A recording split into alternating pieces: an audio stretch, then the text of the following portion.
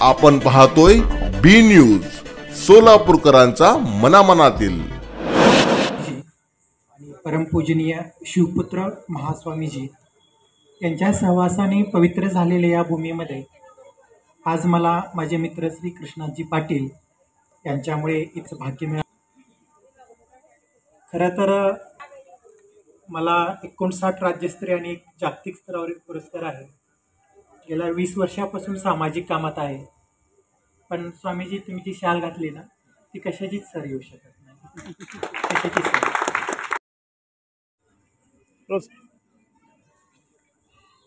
आज या ठिकाणी अतिरुद्र स्वाहाकारचं जे महायज्ञ श्री श्री बसवारूढ मठ महास्वामीजी ट्रस्ट यांच्या वतीनं आयोजित केलेला आहे। या यज्ञामुळं संपूर्ण सोलापूरची भूमी ही या ठिकाणी पवित्र झालेली आहे।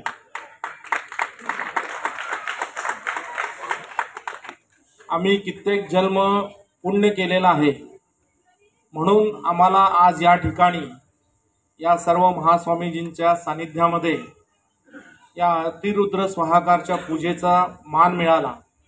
त्यासाठी मी स्वतःला भाग्यवान आणि पुण्यवान समजतो।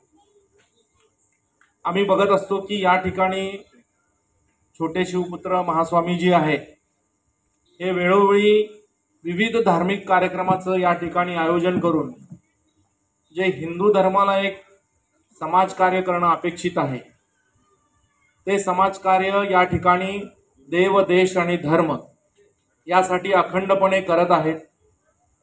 त्यांच्या पाठीमागं संपूर्ण हिंदू समाज उभा आहे।